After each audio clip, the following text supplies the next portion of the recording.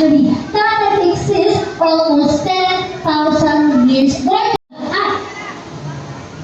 Hearing from the other channel, we have different examples of our dinosaur fossils. There we have Pterodactyl, Velociraptor, Ankylosaurus, at itong pinakamalaki po ay Pachypalosaurus dinosaur. Pero may tanong ako about fossils.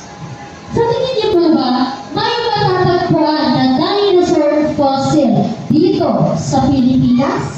Wala po! Hindi na natin. Pero bakit wala? Dahil wala pa pong Pilipinas dati.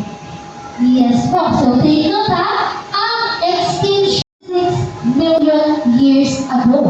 At the Philippine Archipelago